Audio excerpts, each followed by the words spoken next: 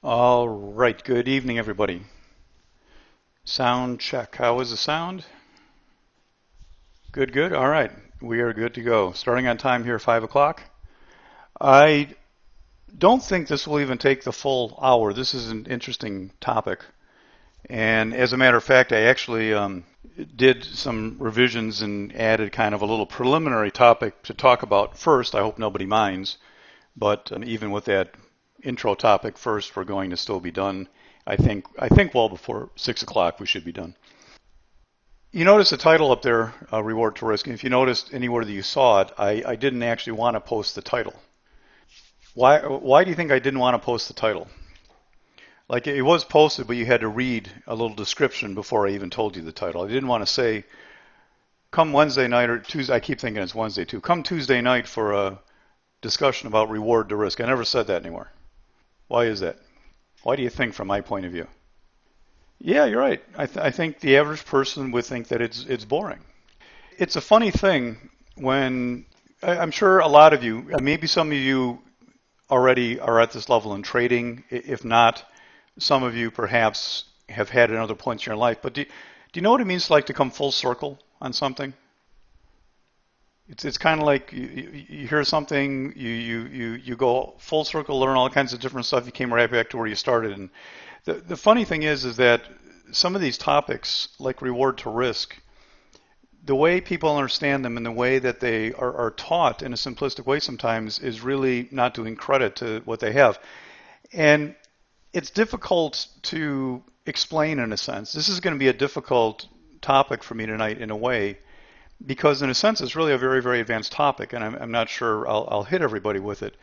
But this whole topic of reward to risk actually is a fairly complex one, and I don't think a lot of people get it, and that's the reason I didn't want to just say that, because people are going to say, oh, you know, I know all about this. This is a stupid beginner's talk. It's far from it. It actually, I think, is one of the more advanced talks. As a matter of fact, I'm going to be forced to leave you hanging a little bit. I think most of you will catch on to my point. But it's going to be anything but simple, I think. Let's start off with this, and here's one reason why I didn't want to promote the title without an explanation. Let me ask you guys this simple question. What is a good reward to risk trade? Several of you just acknowledged that this is kind of a Mickey Mouse topic. So, and I know some of you were saying that to give me the answer. I'm not saying that you were criticizing the topic. I just mean that we're all kind of acknowledging, gee, this is a simple topic. But what is a good reward to risk trade? Yeah, trader 8, you might as well just step up and start teaching the class, because you hit one of the points I'm going to hit later. It's a small point, but that's absolutely true. In a vacuum, it really doesn't mean anything. But what do you, when we all say, boy, reward to risk, that's a simple topic. Okay, it's simple. What does it mean to you? What does it mean if you finish the day and you look back at a trade and you said, yeah, that was a good reward to risk trade, or you see a setup and you go, boy, there's a good reward to risk there. What does that mean?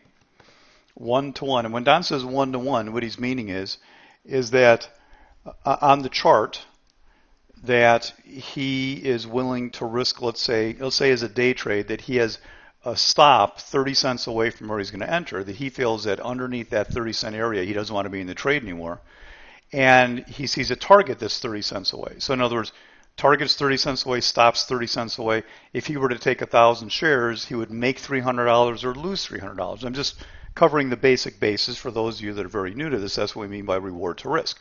What are you willing to make on a trade? What are you willing to risk in order to make that money? And now TJ says, Pac-Man says, you need 2-to-1. Anybody else want to join in? Do we need 2-to-1? Do we need 1-to-1? There's a number out there that the most common answer I normally get is the next one. It's 3-to-1. If you don't have 3-to-1, don't bother trading, right? One that leads to a positive expectancy, but over a large number of trades. You sound like somebody who's read the Van Tharp book, and that's true as well too. Most common 3-to-1. All right. Well, I want to get you thinking a little bit about it, because the answer to that question is what we're going to get into tonight. It's not really a simple question. As you're thinking about it, though, if you don't mind, I'd like to just kind of hit a couple of points with you real quick, because, like I said, I think I'm going to get my points across fairly quickly tonight, and I'd like to just quickly hit another little preliminary talk. The odds of success are 99%. I'll take 1 out of 10. I think you've heard me talk before, haven't you? Yeah, I know what you meant. Let me ask you guys another quick question. Let's just, I'm going to come back to this for a minute, but let me just start off with this other quick topic here. I'm just curious if all of you who care to participate, type a number on the screen for me. Type me a 1 if you're mostly a day trader. Type a 2 if you're mostly a swing or long-term trader. Type a 3 if you do both significantly. 1 1 3 1 1 1 1 1 1 2 2 2 2 2 2 2 2 2 1 3 3 3. Boy, nice Friday. 4. That away, Joe. 2 2 2 3 3 1 1 1 3 3. Okay. Really a nice diversity. Really nicely split up all over the place. For those of you who, and this reward listing, it doesn't matter what time frame you're on, day trading, swing trading, both. It absolutely permeates through everything, the points that I want to bring up tonight. For those of you who are day trading, I wanted to mention something. And that is, I want to just talk to you about the concept of being in a trading room. And it's not for the purpose of promoting the DTS trading room. I was blown away. The reason I really wanted to get into this is because I had an open house last week. Not on mind sharing the numbers. Do you know we had 165 people come to the open house? And 120, 122 of those people had never been in the room before. That just blew me away. I mean, that is more than I've ever had in any company I've been with, going back to big companies. Absolutely blown away. And I know most of the people are, kicking the tires, so to speak. We had a few people sign up, and I have some more that are probably signing up. But no huge droves. It's not like big chunks of people are signing up. Yeah, oh, you're welcome, Mark. And I think a lot of people are want to see what's about, kicking the tires. And we had a really nice couple of days. It was good days, and I'm sure everybody was very impressed. I don't think the room could provide more or do much more. The only thing you may not like about the room is my style. That's something that I can't help. I am not a scalping type person. I am what I would consider to be a rather boring trader. I like to take 3 to 4 trades a day. I usually average about 5. It's usually bad if I do 5 because it usually means, well, today 5 was a good 5, but some days it's because I'm trying to catch up or make something out of the day. But I'm usually more of a boring trader, and my philosophy is kind of if I can catch the high or low of the day, the low of the day long or high of the day short, I can't lose money. It's kind of my background, concept. And then just hang on for whatever I think the intended move is going to be that day. That's kind of my style. For some people, it maybe gets boring. We really hit the morning hard for the first hour and a half or whatever. And then the rest of the day depends on what the pattern is. But I'm not sitting in front of the screen normally more than about 2.5 hours a day. And I think everybody should do that as well. But what I want to talk about is just the concept of being in a room or not. For some people, they like it. I know there's some people who used to be in a room with me, and I have somebody that's emailing me right now just telling me how great they're doing, but they just don't want to be in the room because they want to focus themselves, and some people are like that. I think that's good. Me personally, I think if I wasn't doing a room, I'd want to be in a room. I like the camaraderie and that kind of thing, and especially if you are a developing trader. I think the reminder of the constant rules and edifications, what you have to do to be successful, as well as the additional plays and that type of stuff, I think it's a very good thing. But that's a decision that you have to make. But even if you're a decent trader, just getting another point of view, getting some guidance, a second set of eyes, measuring yourself against a moderator, there's all kinds of really great things that you can do by being in the room, I think. The group I want to talk to a little bit was the way you want to start off trading. Unfortunately, too many people think that the way you do this is that you kind of save up a few dollars, you quit your job, you jump into trading, you take a seminar, and you become a self-dependent trader. And that's not how it works. I think the best thing you can do is, if you want to day trade, is for those of you who have some time free during some days, is to stick your toes in the water and come in a couple mornings a week. I know some of you work as consultants, so you're here for 2 weeks, you're gone for 2 weeks. Some of you, have a couple of mornings off, whatever it is. And I know one hesitation is, well, gee, I have to spend $150 a month, blah, blah, blah. But, you're better off spending a little cost, a small cost, commissions, small share size, trading room, and learn while you have a job. Because I've seen too many people try and do it the other way. That come in, not know what they're doing, trying to risk several $100s per trade and just get blown away. And that is not the way to do it. And that's kind of one of the main points I wanted to make. And I got in this whole thing, believe it or not, I got in this whole track this afternoon. I kind of added some slides in here to make a couple points because I think it's an important point that you want to, stick your toe in, even if it's couple days a week or wherever you can do for right now. Let me go to this next slide here. Today, some of you trading today? Have a good day today? If you weren't in the room, if you're in the room, I know what kind of day you had. If you weren't in the room, have a good day. This is what today was. I always like to make a joke out of this. That's a guy shooting fish in a barrel. That's what today was. Now I say trading is always like shooting fish in a barrel. But of course my joke is I say some days the fish are like minnows and the barrel is the Atlantic Ocean. Today, however, the barrel was 2 feet across and the fish were 2 feet across. It was one of those days. But even on a day like today, you had to acknowledge what kind of day it was. You had to be there prepared with the lists. You had to have the things in hand, ready to go, know when to go, and know how long to hang on. A lot of people today perhaps made a little money, but then they look at the day and they go, wow, I left 90% on the table. And some people maybe tried to aggressively, or some people tried to short, and there are a lot of different ways to make money, but what is important to me is that you approach the market in the right way. I gave a little lecture to the room today I wanted to share with you.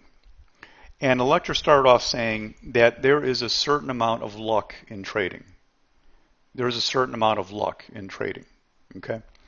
Now, I don't think that can be argued because to me there's some luck in everything, right?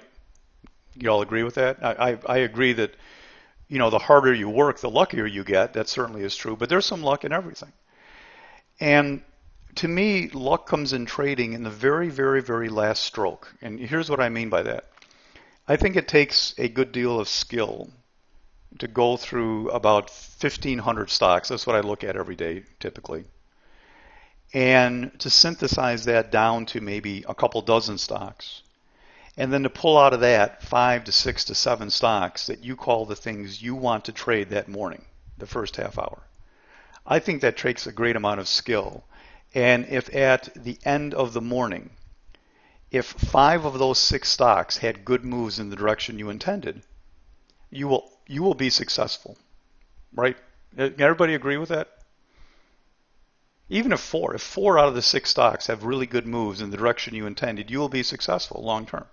And maybe one had a so-so move, maybe one didn't really work. One was something you thought would work and it just didn't work. But you know where the luck comes into me? It's picking, if I'm going to take 2 trades before 10 o'clock, picking the 2 out of 6. To me, that's luck. I know of no way to guarantee which of the, now after the fact, everybody's a genius. Oh yeah, well you did that one, blah, blah, blah. But the truth of it is when you come down to your 6 favorite plays and you've done all this research to find them, to me it's just a little bit of the luck of the draw. And of course it's how you manage and let things play out. But the point is in the morning that I really want to get to is if you're a day trader, do you go through the process? Do you go through the process of finding the symbols? Do you go through the process of analyzing the market? Do you go through the process of saying exactly when's the time to strike? What kind of move am I looking for today? Is all that really planned out? That to me is one of the benefits kind of being in a room. For example, what I didn't have this slide in there today. I did this afternoon. This afternoon was a great day, but I didn't do anything this afternoon other than just manage a couple trades that were open because there was nothing new to do. Everything was moving up and it was good. But I put a couple extra slides in. Like the first slide I had was this one. The point I wanted to make actually was not today how aggressive to be. The point was yesterday, did you know to go to sleep? There's people in the room here without question, and they'll jump in and they'll yell at me if I lie to you, I guarantee you. But yesterday I said at 9:35, you know what? I just as soon leave. Right? Everybody? Room people? If you were there at 9:30 yesterday morning, I said I would just as soon leave. And I don't say that often, and I went through the whole trouble of setting up and getting prepared for the day and doing all the work, and then I look around and I said, you know what? We have no gap list. The market's going to be just dead sideways, digesting the gap from the prior day. My lists are pretty terrible. I said, if we pull back initially, I think I'd like a couple longs. I got into a couple things the first half hour, and then I was done. And when I say done by 10, I don't mean that the trades were closed out. I mean that I was entered and I was done looking. In other words, I was going to let those play out, whatever happened. And the 2 trades actually would have made my daily goal, but I didn't really. I just gave them loose management. They ended up breaking even net. So what? So I had the rest of the day free, and that's all I did. But that's the point I wanted to make really was yesterday, so much not today. Did you know that was going to happen? And this was the market yesterday, right? That's what the market did. Now, everybody's different. You may have traded and you may have seen the pattern, you fall into stock and you shorted all these tops or whatever. You could have made money, absolutely. I mean, no doubt, I'm not saying you can't make money. But I just have to say that the way I trade and the way I make money, that I know there's lower odds times, and what I revolve a lot around is setting up a plan for the day to hit the highest times, highest odds times every day, and lay low the rest of the time. If you are sitting there like you're watching TV, constantly pushing the button, I guarantee you you're having a hard time trading. This was the fish in a barrel day. There are no bad trades. The only bad trade was a trade that only made 1 hour because I wanted to get some money, before, letting the other stuff run a little bit. It was a whole week in one day, and obviously it was a really good day. It's not the typical day. But here's yesterday, which was what I want to show you, was you're just done by 9. Well, I didn't put a time on iTub. It was a few minutes after that. But, basically done before 10 o'clock and just kind of played the rest of the day doing other stuff. I checked in and looked at stuff, but, wasn't really doing anything. So that's what I want to get across. And then the second thing is, and this I was going to talk about for sure, was do you have the skill or the backup or the advice to understand some of the more technical things like in the market? Did you know to be bearish the last 2 weeks? Did you know that? People associated with DTS, whether in the trading room or got the daily letter or got the long-term trader letter, on Monday, October 1st, actually that was the night I got together and we had with everybody was invited to the biweekly swing core review. And afterwards, I was sitting there and I was going through stuff, and it was brewing in the back of my head. And I went through some charts, and this notion had been brewing in me, and I came to the absolute decision: it's time to be bearish and be short on the daily chart. That next morning, Tuesday, August 2nd, I went to an all-out bearish bias on the daily and weekly charts. Now, keep in mind, when I rate things, I have 3 time frames. There's the intraday pattern. That's intraday. That changes every day. That could be bullish, bearish, who cares? The long-term pattern has been bullish for 10 years. That's never changed. This interim is the, day-to-day, week-to-week pattern, which does change occasionally. Now, this had not been in the red since August 2nd. That's August, September, 2 full months. It went to the red August 2nd.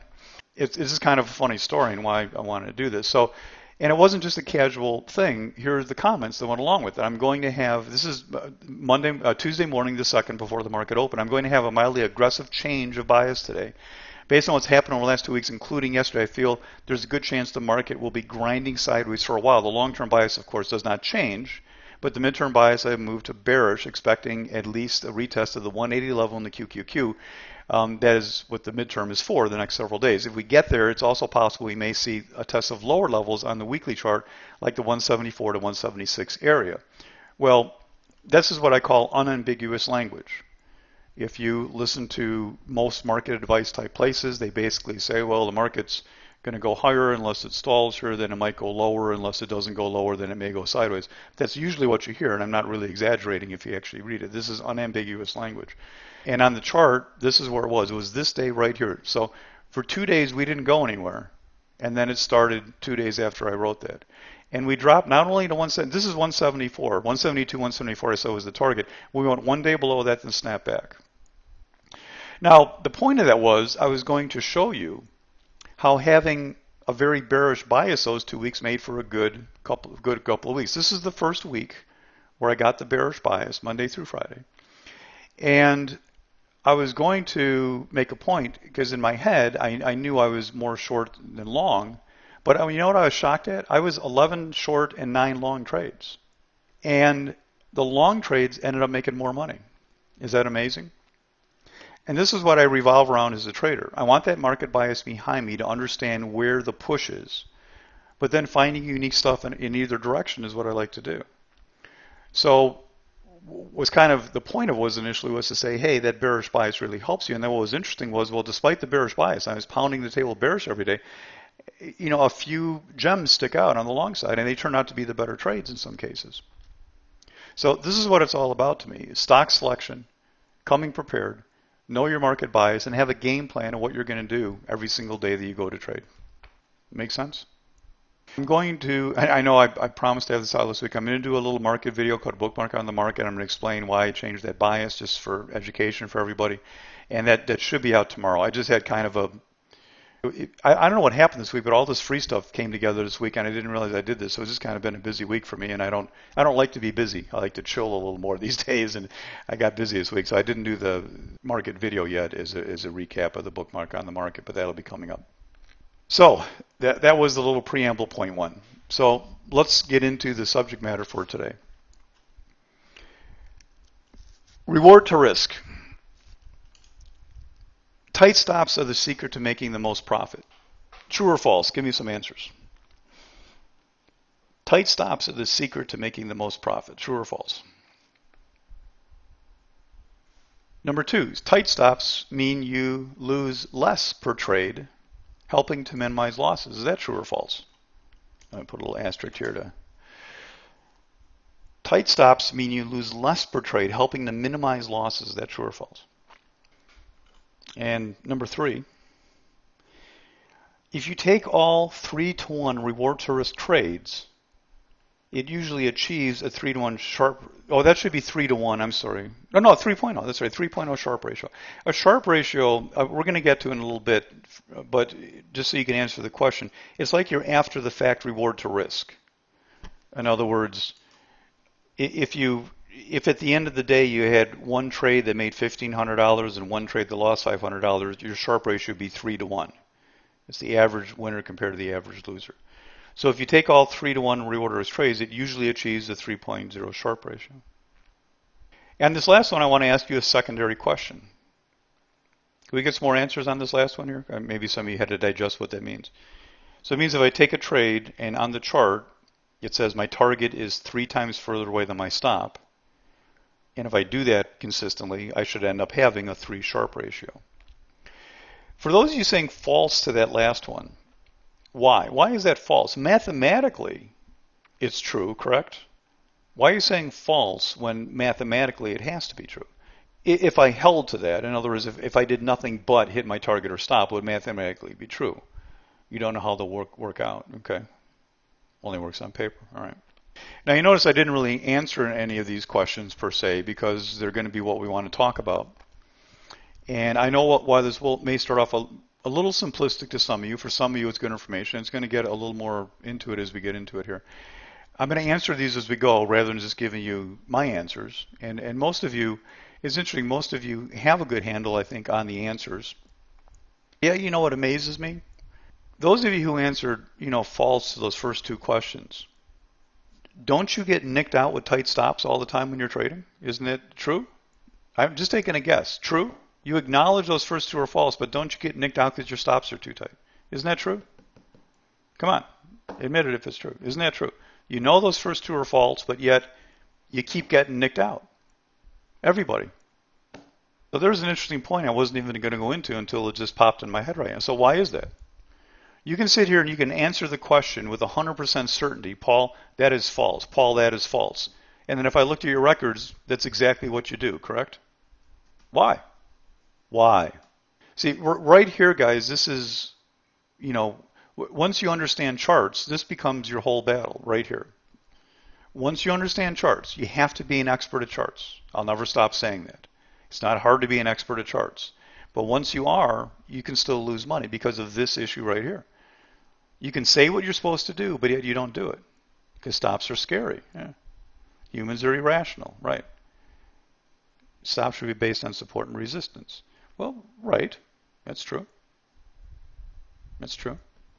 But, Joe, people will stretch to call something support in order to create a tight stop. Isn't that true? I'm not saying that's what you should do, but isn't that what you do in practice, everybody? You stretch to find something you call support, like the low of a bar, to call it support so that you can use a tight stop. Kind of maybe you call it dipping your toe in the water. Would that be maybe what some of you think of it as, dipping your toe in the water in a trade? Let me just kind of pop in here and see what happens. And, oh, that didn't work too good. Maybe I'll just pop in over here. and yet you keep getting nick, paper cut, and pretty soon you look like, well, I don't know the word for something that's been paper cut 1,000 times. Does this ever happen to you? And this is, some of you had a different answers to one of the questions, and this is going to resolve it. Does this ever happen to you? Whatever setup this is, you decide you like it, and you decide, boo, I'm getting in over. There's a nice little tight stop, right? There's a tight stop. I have a bar. It's really, really small. I'll get in over the top of that bar, and you no sooner get in the trade, and then, oh, well, it slipped down and went under the bar, and I stopped out. Does that ever happen to you? Does that ever happen to you? Let me help you guys. Does that ever happen to you? Yes. Of course it does. Even good traders are going to happen. It's called a stop. But how much did you lose on that? It was a really tight little stop. How much did you lose? How much did you lose?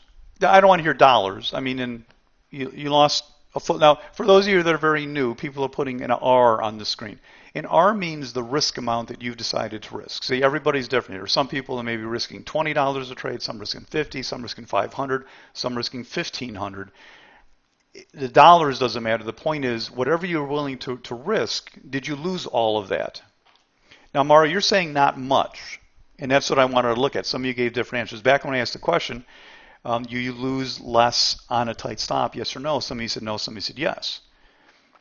If you don't lose much on a tight stop, what are you risking? In other words, Maura, what fraction of an R are you risking? How are you deciding how much to risk? If you start off with the concept that a tight stop is a good thing, I've got you trapped here in a way. Because either we all would agree a tight stop is easier to get stopped out than a wider stop. Is that true, everybody? Duh. A tight stop will stop out more often than a wider stop. True just by math and by common sense and logic, right? So if you're risking X amount per trade, you're losing X amount per trade, and tight stops make you lose at a faster rate. Is that true, everybody? I don't think anybody can argue with that. That's unquestionably true. See, we're in one of these topics here where you're all going to agree with me, and then you're going to scratch your head and you're going to, what the hell do I do every day? Some of you are. Right? You can't argue with that. Tight stop stops out more often. If you're risking a full risk amount on every trade, you lose more, right? Okay, so then now you're taking the other position, which I don't have a problem with, but then you have yourself backed in a bad corner also. So now you're risking different amounts on similar trades, correct? If you're risking different amounts, I have a maximum amount. Okay, you have a maximum amount per trade, but what I just got implied from you is that on this trade you would lose less. Right, well, we know to make the risk amount the same, you adjust your share size, true. But what I'm getting at is somebody is saying that, well, some trades I lose less money. If you do that by design because you're risking less on a trade, you're going to have to take a stretch to show me that that makes sense. Here's a question for you. True or false, again.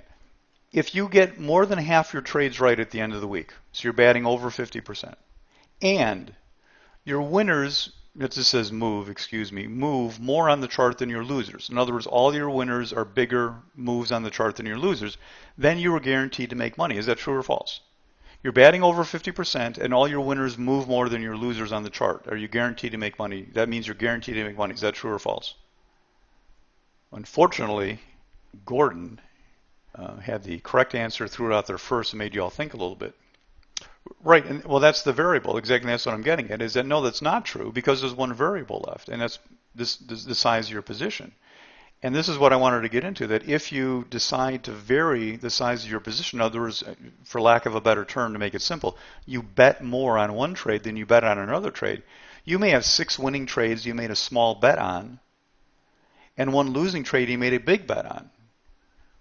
And therefore, you have a winning trading plan, a winning strategy that makes you money, but because you varied the bet, you lose. Does that make sense, everybody? And the sad thing is that due to human nature, it's not something that can happen, it's guaranteed to happen. It's guaranteed to happen. If you decide during the trading day to vary your bet, you're guaranteed to lose. Guaranteed. For those of you who want to get into this topic more, varied the bet. making different bets. If you look at different positions, Carmen, and you say, well, I'm going to bet $100. I'm saying bet instead of risk just for fun. But I'm going to bet $100 this trade works. I'm going to bet $300 that trade works. If you start doing that, then a winning system can lose money. And that's the worst situation you ever want to be in. Does that make sense, guys? By the way, if you like this topic and this discussion, if there was one book out there I say is necessary to read, it's called Trading Your Way to Financial Freedom by Van Tharp. He gets into this topic a lot more. It's about math. For a lot of people, it's extremely boring. Matter of fact, after recommending this book one time, somebody emailed me and said the book was so boring that he couldn't finish it. I told him to not trade. I think it's the best book you can read as a preliminary introduction to trading. It's about math. It's not about charts, but it's more important than most of the stuff you're going to read. So, it becomes one of the big issues is this whole tight stop thing. The way people use it can be wrong. Now, don't get me wrong. Like this slide says, I love a tight area coupled with an ability with a big ability to run. I think that's a fantastic combination. But most people blow it for the wrong reasons. They handle this wrong. In other words, I'm going to say this again later, but let me say it now. If you really understand charts, you have this big advantage that you can put in your back pocket. The problem is most people don't know what to do with that advantage, and they squander it by trying to get in here as tight as they can and end up with a poor trading record. And again, everybody's a little different. And if you're making money hand over fist, I mean, you're going to take what I'm saying with a grain of salt and say, hey, I understand this stuff, but I got my own thing doing, I'm doing well. But let's be honest. I mean, most of you are here because you're in the learning process and you want to learn more. And you want to get better or you want to start making money, period. And I really suggest if you're in that area that you at least take what I'm saying seriously, because I've been at this a long, long time. And not just in terms of figuring out what to do, and for the most part a lot of this on my own, but for being able to communicate and understand how other people think about it. Yeah, Trading in the Zone is a good book too. It's a book on psychology. I mean, Trading in the Zone Douglas is a great author. That's a classic, but it's psychology. This one is about math, so it's a hard book, not a soft book. But psychology is extremely important. I think it's a great book to read. Yeah. Is it harder to hit a bigger target? Is it harder to hit a bigger target? Of course. Doesn't that mean logically that the odds of hitting that target decrease the bigger the target is? Of course. Don't get me wrong. I like huge targets. I like big targets. Again, it's how we handle the relationship between our entry and the target is where people screw things up so bad. Let me ask you another question. I've had a lot of people say to me that if the trade is not 3-to-1, I would never even consider it. Another question for all of you. I'm going to put a little asterisk here to separate your answers. What if I told you this trade had a 90% chance, and don't even ask how I know, we'll just say it has a 90% chance of making a 1-to-1 move, a 1-to-1 reward to risk. But that was all it was going to do. It was not going to go much past 1-to-1. Would you take the trade? Yes or no? That's a real question. I get different answers to this one. Load me up. Yeah, I have some people say no. And I guess their theory was, well, I have a trading plan that says I have to have 2.5-to-1, and therefore I'm not allowed to take it. But obviously, the math on this, there's nothing to discuss. There's nothing to discuss. There's a lot of different ways to make money mathematically. You can make small amounts very consistently. You can make larger amounts occasionally. And either way works. For those of you who want to read that book, I love that book by Van Tharp, but I disagree with this concept of expectation a little bit as it applies to trading. He's more of a mathematician than he is a trader, but it's just neither here nor there for right now. So again, does this change the way you think at all? If I told you had a 1-to-1 trade and that was it, you would take it. But then does this conflict with the way that you're set up to trade right now? Does that conflict with you? Does all this have you more confused than when you entered the seminar tonight? Before but try to wrap this up at all, let me go to the last topic a little bit. I said if you only took reward to risk trades that were 3-to-1, would your Sharpe ratio be 3-to-1? Now your Sharpe ratio is very simply, it's the average winning trade divided by the average losing trade. Not the total winning dollars, that's irrelevant. So if you had, 3 trades that made a total of $1,500, that's $500 on top here. And if you had one trade that lost $900, you still made money because you made $1,500 and lost $900, but your Sharpe ratio is a very poor, 0.44, whatever that is. Okay? Now, by most standards, that's a very poor Sharpe ratio, but again, we'll get to that in a minute. It may depend a little bit. But let me get to this question. Those of you that are very, very firm, and again, don't get me wrong, I love a chart that has a possible 2, 3, 4, 5, 6, 7 to 1. I love it. Don't get me wrong. But one of the problems is somebody who says, well, I'm only taking 3 to 1. What does their Sharpe ratio usually end up being? Person who says, well, I'm only taking a trade and only if I see 2.5 to 1, 3 to 1. What is their Sharpe, Sharpe ratio, I don't think it's a real number for a Sharpe ratio. What does a Sharpe ratio end up being? Oh, 0 because they never have any winning trades. Well, no, let's assume they have some winning trades. You know what, and again, I've dealt with this with a lot of people. And I'm shocked because I see their trade results first, I see their numbers, and they're poor, and then I see a plan that says 3 to 1, and I go 3 to 1. It ends up being less than 1 for most people. It ends up being, can you guys relate to that? I'm only taking 3 to 1 trades, but then you end up with 1 at the best. It makes sense? True? Everybody? Come on, confession time here. If everybody here had all 3 to 1 trades at the end of the day, nobody would be sitting here listening to me. So that begs the question then, why are you trading a style where you demand 3 to 1 or 2.5 to 1 when you're never taking it anyhow? Do you see how you are combining the worst of two worlds? Now at this point, I'd love to see some LBs on the screen, light bulbs, if you're getting what I'm getting at here. John, let me get back to that because I'm not sure. Getting the bondage. But do you see how you're combining the worst of two aspects here? You're taking a tight stop with the purpose of getting a big reward to risk, but you can prove to yourself you're never getting the reward to risk, and you're getting the disadvantage of the tight stop taking you out all the time. Does what I'm saying make sense at least to everybody? I want to just make sure it may not apply to you specifically, or it may more or less to some of you, but do you understand what I'm saying? That the way human nature is, and unfortunately, the way a lot of people are taught to trade through kind of just a Mickey Mouse school of training, and just saying things that are textbook things to say. See, there's so many things out there that are just textbook comments that I just don't agree with, because when you really make money trading, a lot of these things go out the door. And this whole concept of, thou shalt have 3 to 1, it gets to be silly because you're not getting 3 to 1, but you're getting the disadvantage of all the stop outs. Now, again, I am not saying that you can't make money that way. I'm not saying that at all. But it takes a certain discipline to do that.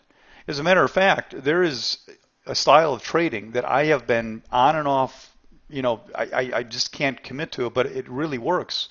And that is to get yourself set up for a really high reward to risk trade, like a 5 to 1 trade. In other words, if you're an intraday trader, you look for a setup on the 15-minute chart, you use the target on the 15-minute chart, but you find a cute little entry. I like to say cute entries for entries. A cute little entry on the 1 or 2-minute chart, and you have a 6 to 1 set up. Now, if you have a 6 to 1 target and you hit the target, how many trades do you have to get right to break even? If you have a 6 to 1 reward to risk and you make yourself hit it, like you either stop out or you get all 6, how many trades do you have to get right in order to break even? Well, it'll be 1 in how many? 1 in how many trades? If you get a 6R target, if you risk $300 and you get a 6R, you make $1,800.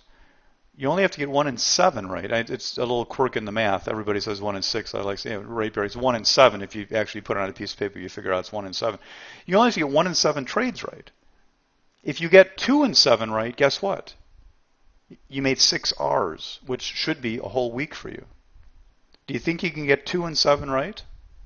Well, if you're a good enough chart reader, it should be easy. But you know what the secret to that is? The secret is when you get a losing trade, you get another losing trade, you get another losing trade, which isn't necessarily bad because you're only trying to get 1 in 6 right, 1 in 5 right.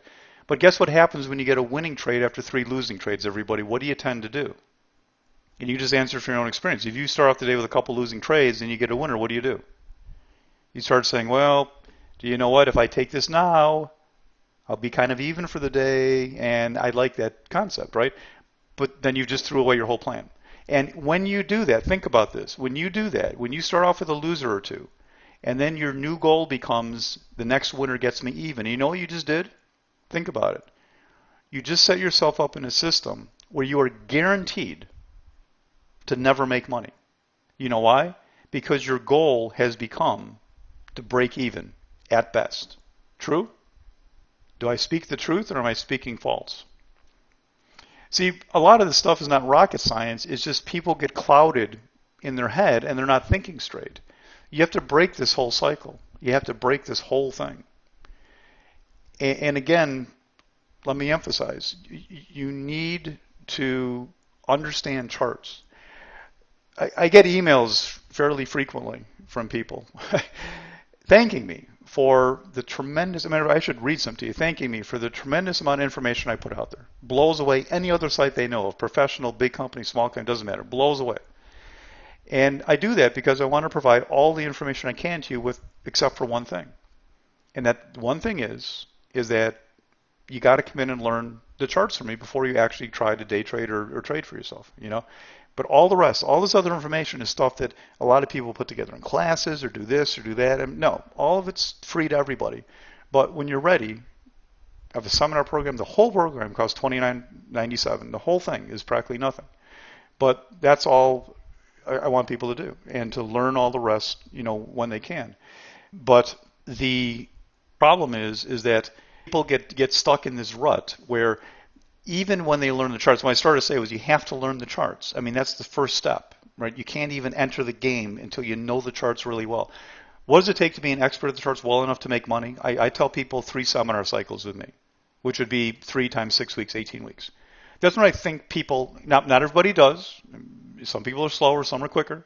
I've seen some people that are really good after the first time. Some people are still struggling at 3. But I think 3 seminar cycles gets you the knowledge in your head to do it. But the problem is that even after that, some people struggle. It's not because of knowledge of the charts. It's because of these topics I'm talking about right here, right now, today. And that's why I want to keep drilling this into you for people who've taken my seminars, and a lot of you are here. For people who have not taken them, you're hearing this before you take the seminar. I don't care. But this is the stuff that prevents you from making money even when you know the charts. Even when you know the charts. Does that make sense? It's true. Carmen's addressing an issue which ultimately will make or break traders, and that is very simply discipline. There comes a point, everybody, that you can keep saying, I know what to do and I can't do it. I know what to do and I can't do it. You can only say it so long when you have to realize that you don't have the discipline to do it. And whoever it is, I'm not talking to anybody in specific. As a matter of fact, let me share something with you guys. And I've said this once or twice before in the last year, but I don't think I've said it to a big audience like this. And I have no reason at all to lie about this. As a matter of fact, me saying this statement almost sounds insincere. I almost want to lie to go against what I'm saying to make it more believable. Let me make the statement. You understand what I'm saying? In all the time I've been doing this, going back teaching people for almost, I don't want to say how long at this point, but for all the time I've been doing this, there's certainly a lot of people that have failed. And there's people who've taken classes and have failed. Of course there are. You all know that, right? But you know what's amazing to me? Nobody has ever come back to me and said, Paul, that crap doesn't work. Nobody has ever said that to me, ever. Now, I would tell you, because I almost sound not believable to say that.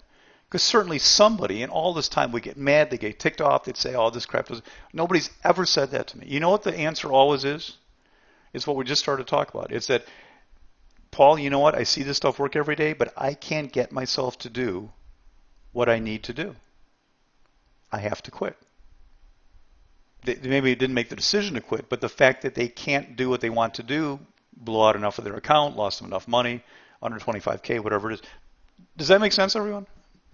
You get that point? I mean, it's an amazing thing to me, you know.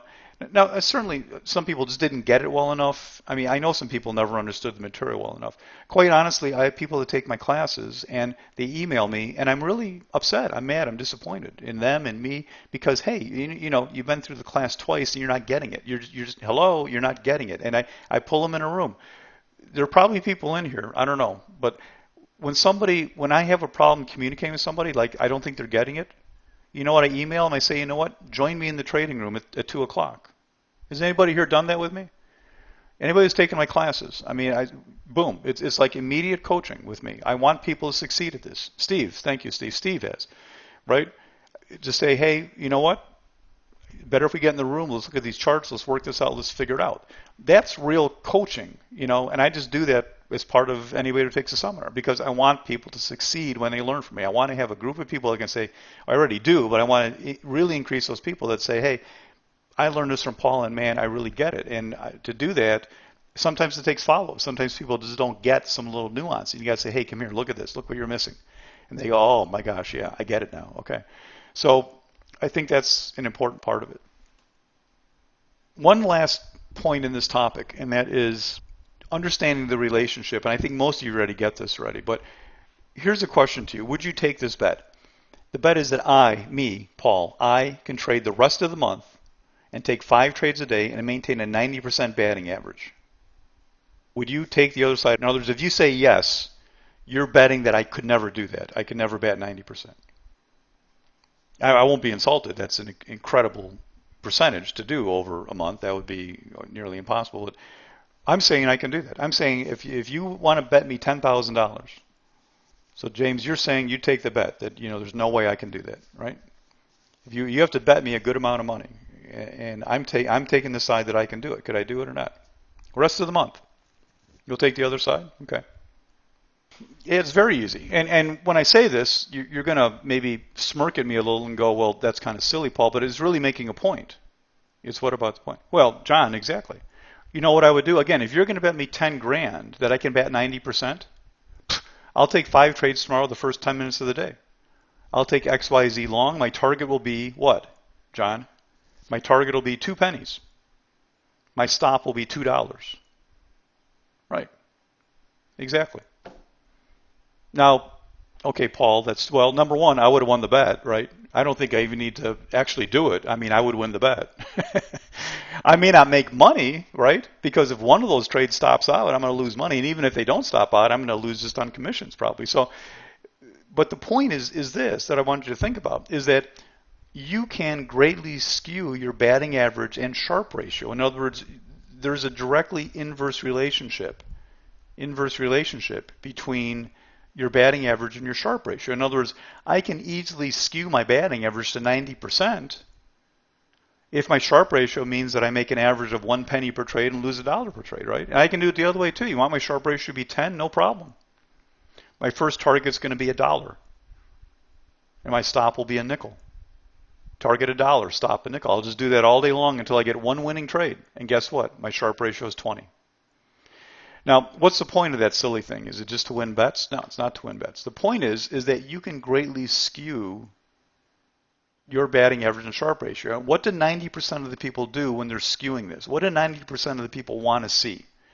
What is everybody when they come to a trading room? What's the statistic that they ask? They don't even ask if the room makes money, for crying out loud. You know what they ask? 90% of the people, which way do you skew your statistics? Do you skew to a big batting average or to a big Sharpe ratio? Do you go for the big average winner or do you go for the big batting average? What do you go for? I'm not kidding you when I tell you 4 out of 5 people, if they ask me a question about the room, they don't even ask if the room makes money. They ask what the batting average is. And I want to write back and say, you stupid, ignorant person, I don't even want you in the room.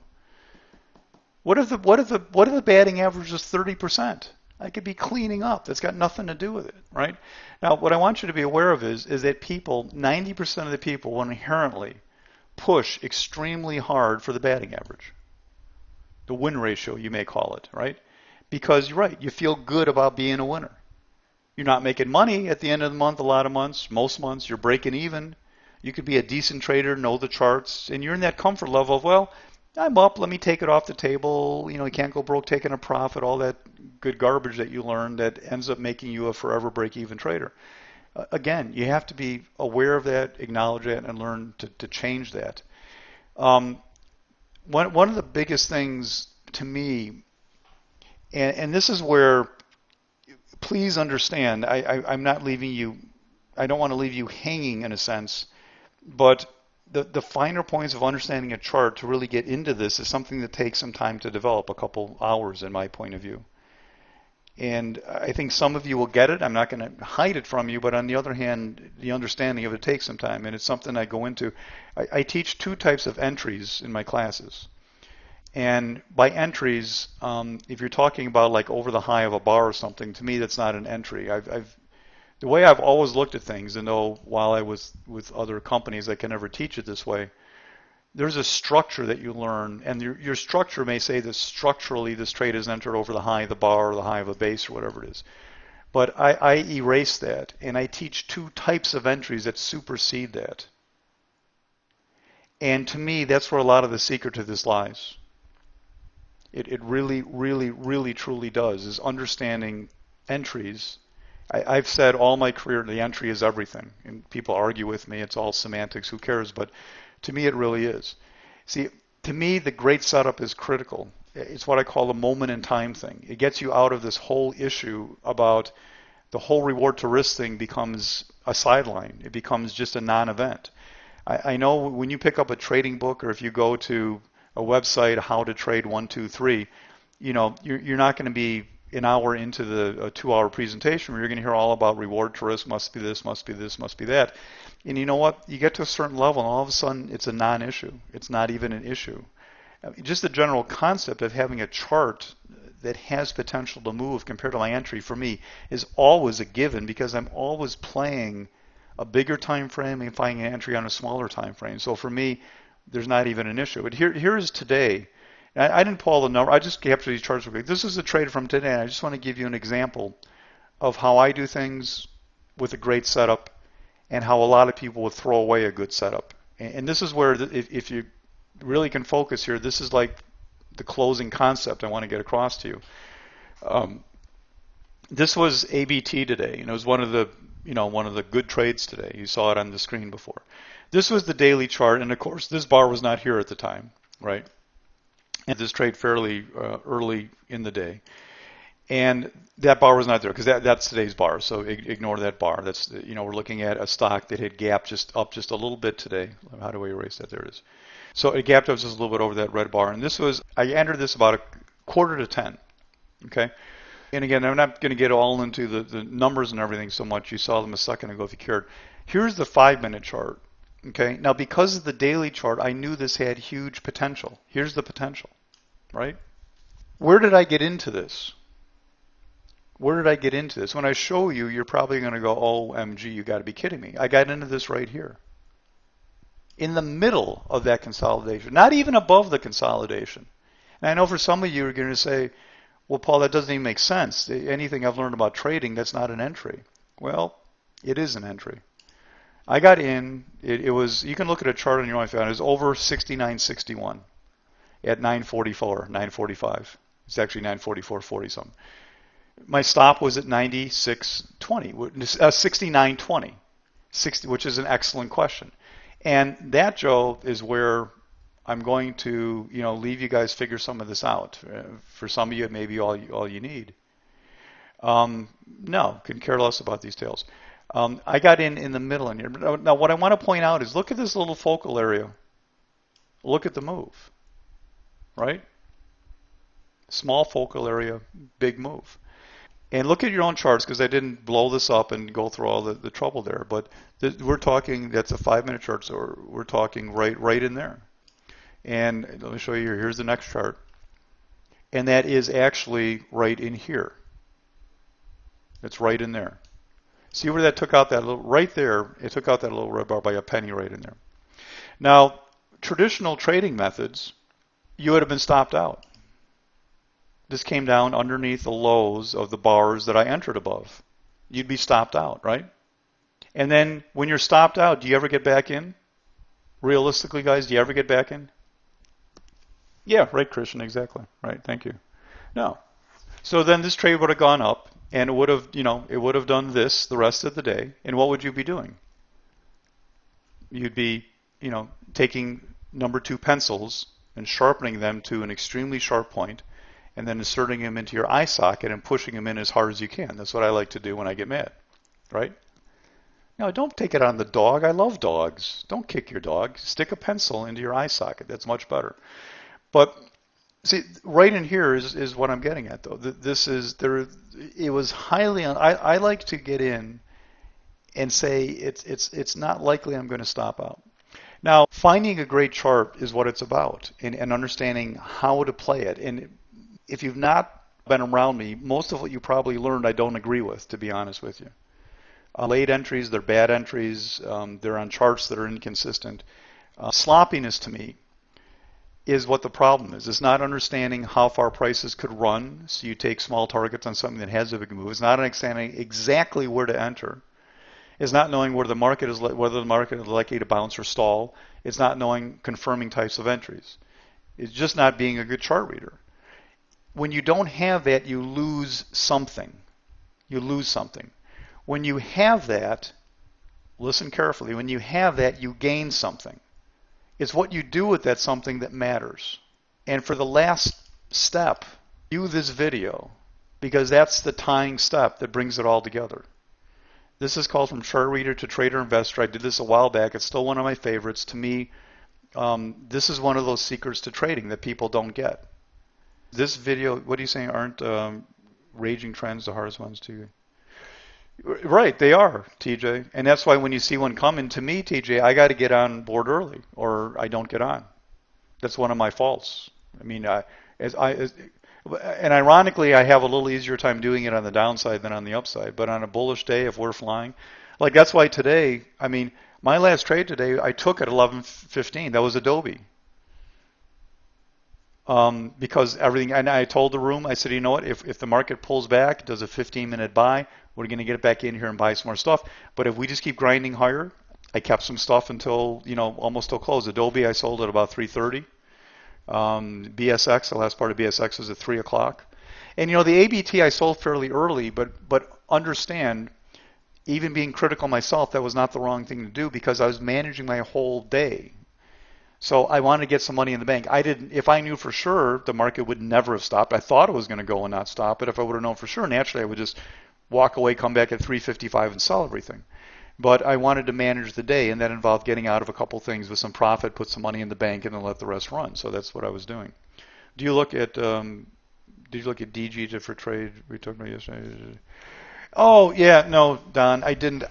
I decided today that I am not going core long on this bottom. I mentioned that both last night, and I decided to do that today. I'm going to look to short the next rally, and that may be the wrong thing to do, but that's what I'm going to do. We're going to see. I don't think we make new highs.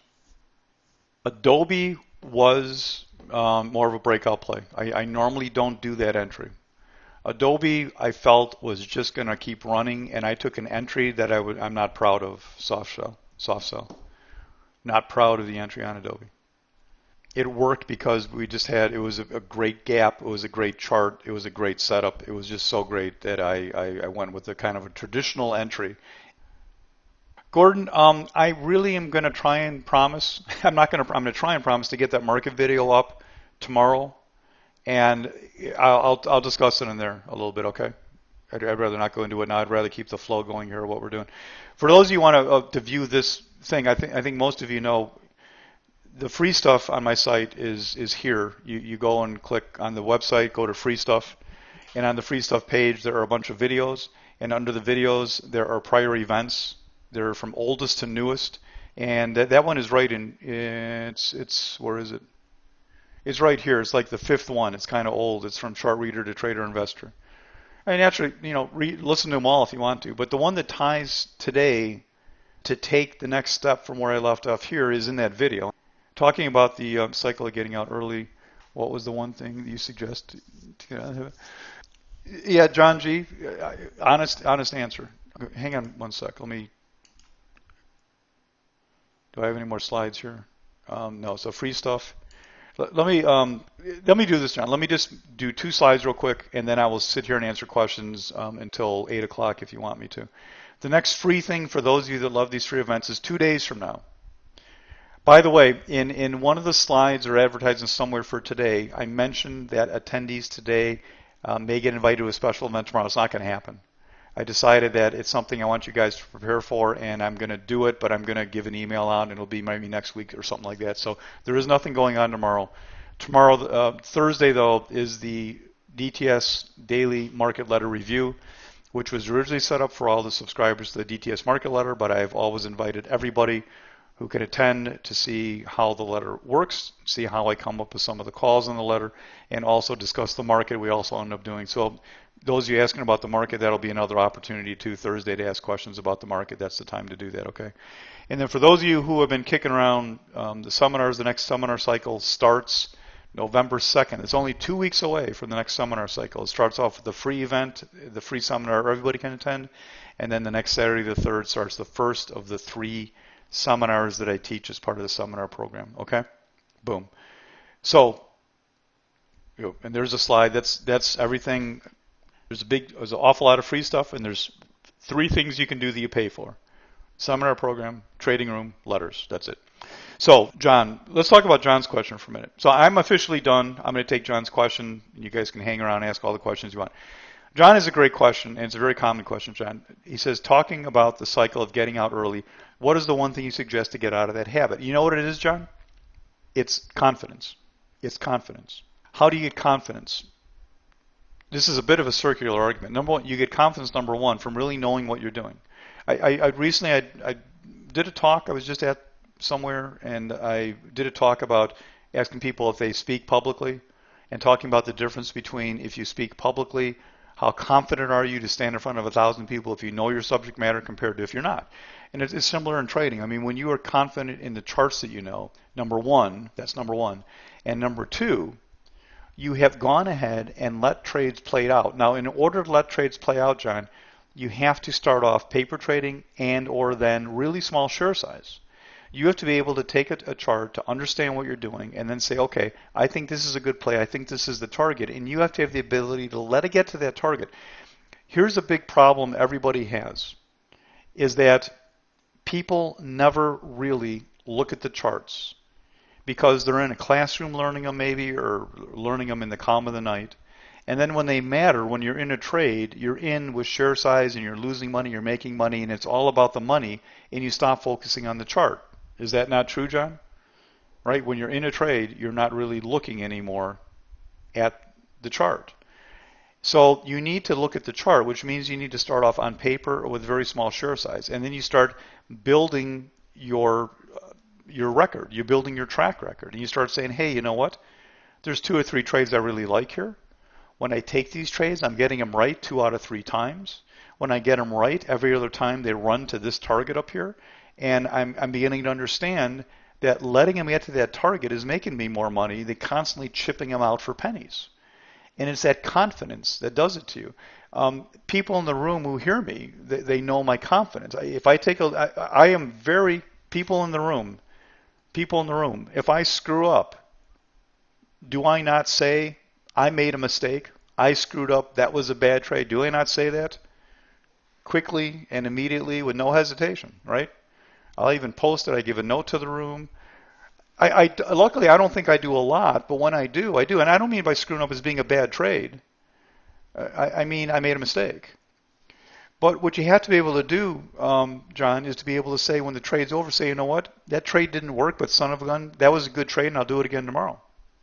And I say that too sometimes. You know, it just didn't work. But the problem is, how many of you have the confidence to do that? How many of you have the confidence to look at a losing trade and say, you know what, I do that again tomorrow?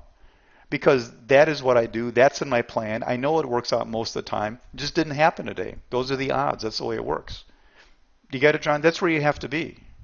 That's where you have to be in order to be a successful trader. And you do that by the process that I've talked about ad nauseum. And if you come on the second, John, if you've ever been to that half-day class, I go through the procedure a little bit, but very simply, you just have to get, you know, the education, understanding of what you're doing. You have to paper trade until you have your strategies down that you want to do. In the beginning of a trading plan, perfect your trading plan, move up to risking $5. $5. And you know what? People say, gee, Risk $5, even if I win, I'm losing on commissions. You want me to be in the trading room, there's another money. You know what? These are expenses to learn to trade. You know what most people spend to learn to trade? Let me ask some of you. What do most people learn to spend to trade? One account. Yeah, one account. A couple of accounts, right, James? That's what most people learn. So don't talk to me about spending $500, $300 a month in commissions and whatever expenses. And don't talk to me about spending $3,000 for a seminar to learn from somebody who's done this, what's getting to be a ridiculously long time. It's amazing. I see people that say they don't want to pay for a seminar, and they lose $3,000 every single week. Every week they lose that much. No, I'll figure it out. Yeah, you will figure it out. And it's going to cost you $100,000 to figure it out. Let me go back to this question. Okay, so John Gordon, I like number 2 pencils. Well, number 2 pencils are a good incentive to not do stupid stuff. On your AB, did you use a full stop amount? Jerry, I used a full risk amount for the stop that I had. The stop that I had, though, was wider, and the entry was way earlier than anybody else I know would do it. My entry is way earlier because I know the chart.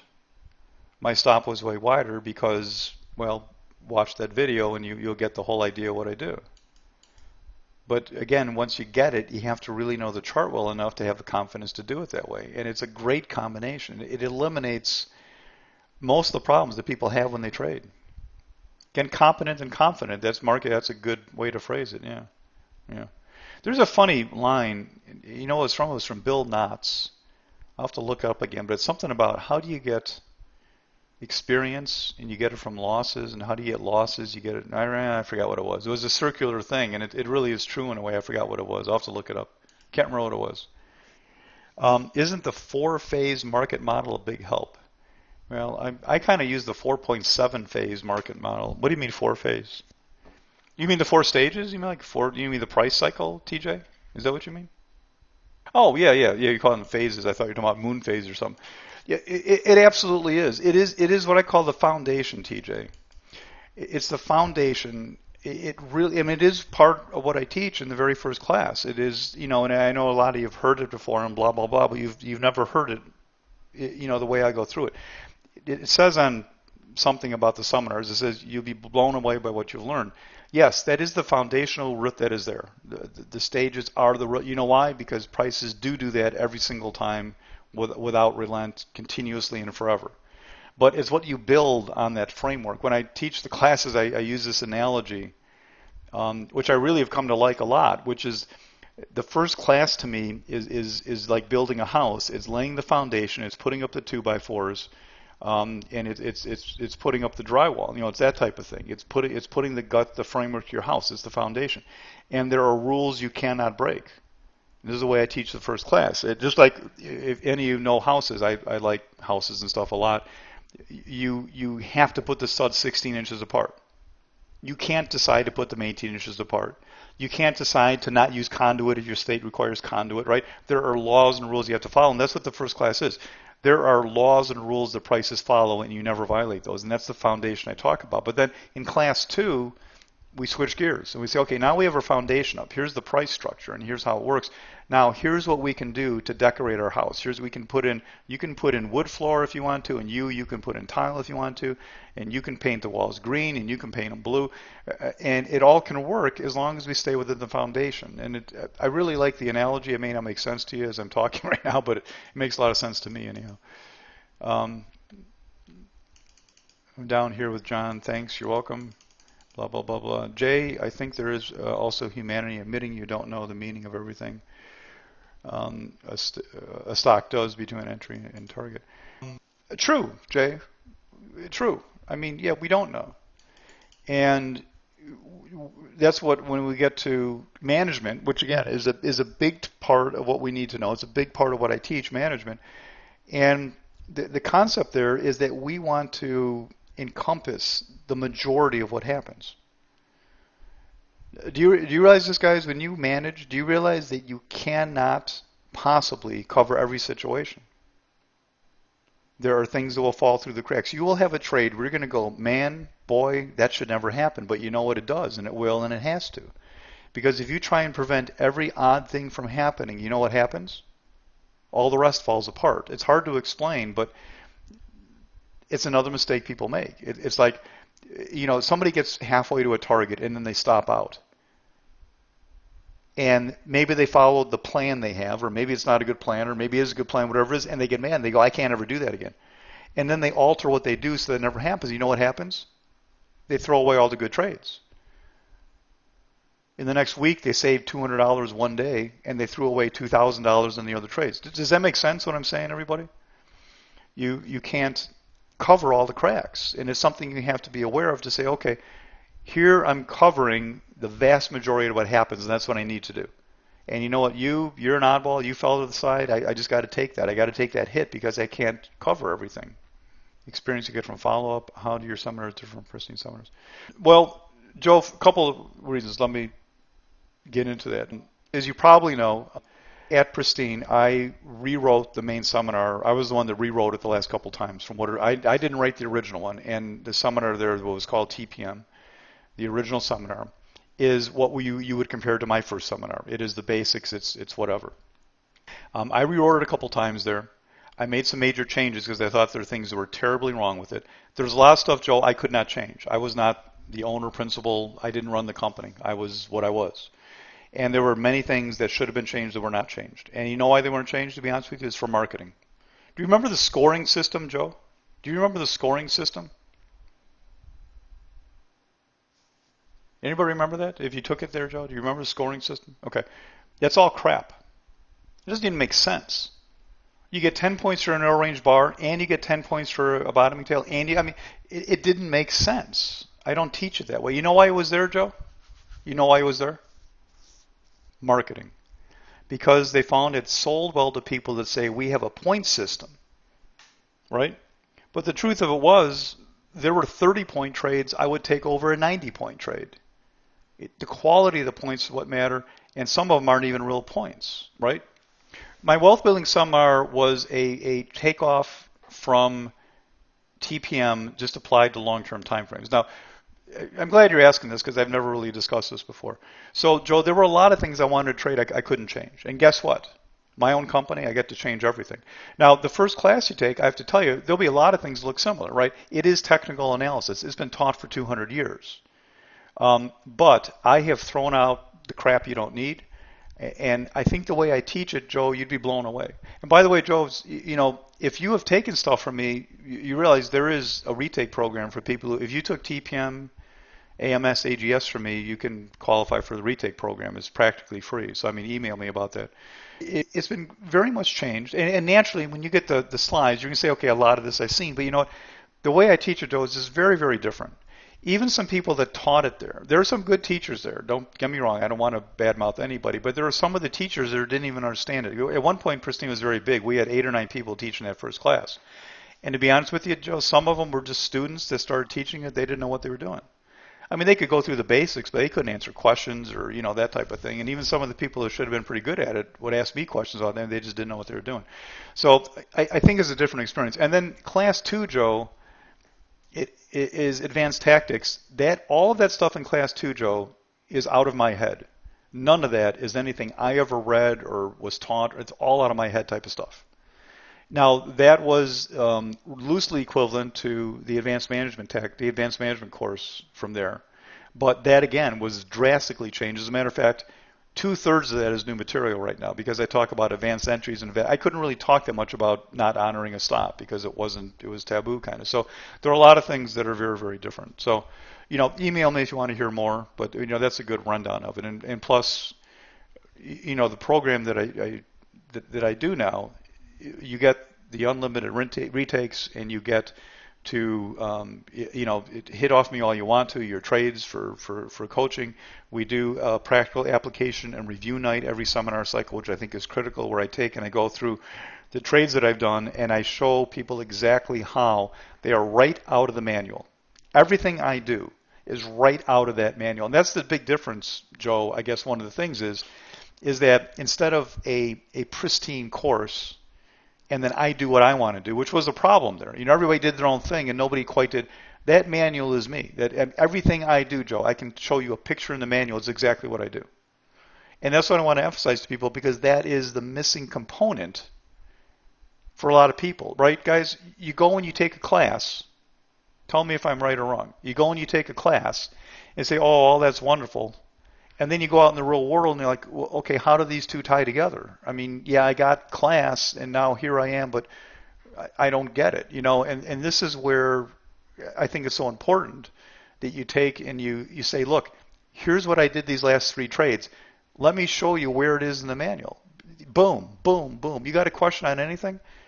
Unless I made a rip-roaring mistake, and if I did, I'd admit it immediately, everything I do is right out of the course, period, right?